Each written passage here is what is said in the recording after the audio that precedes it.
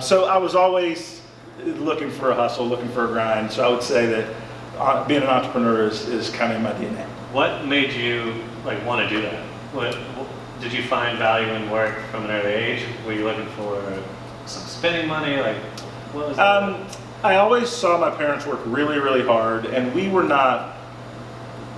didn't have a lot, but we had enough, is what I would describe, right? Like we never lived in big fancy places. We had just enough because my parents were just super hard workers, and there just was never a day that went by that they weren't working hard to try to provide. But we didn't have a lot of extras.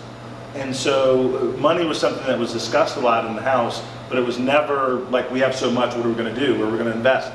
It was always like, how are we going to make these choices, right? And so to me, early on, money didn't mean power or prestige or anything like that, but money meant choices to me. Even at a young age, I understood if you had money, then you could choose what you would do or not do.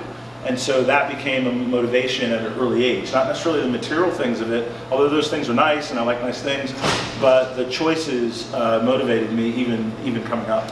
How do you mean choices? Like where to live? What? Even simpler than that. So when you're a kid, the kind of shoes you wear matters, right? When you're a young African-American kid, and let's say you're growing up in the inner city of Pittsburgh, where we moved to Reisenstein Middle School, the city was Shadyside.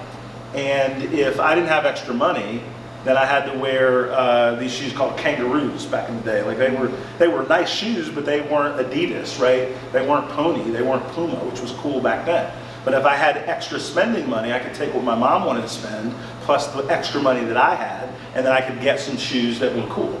So to me, it was choices. I could add to what I was already being blessed with, what I was being given, and then I could have that choice. Because my mom was always very fiscally responsible, and she was willing to buy what I needed, right? But she wasn't concerned with the pomp and circumstance of what other people thought, right, we needed to have. Right, so if people had a different pair of jeans for every day, I had 2 pair of jeans, right? They were different colors, right? But they were different. I had 2 pair of jeans, and they were bought a little bit bigger than I was, so I cuffed them up, right? And she was super, super practical. But as a youngster, right? I mean, I wanted to look cool, be cool, and different things. So to me, money was choices earlier, and that's an example of those.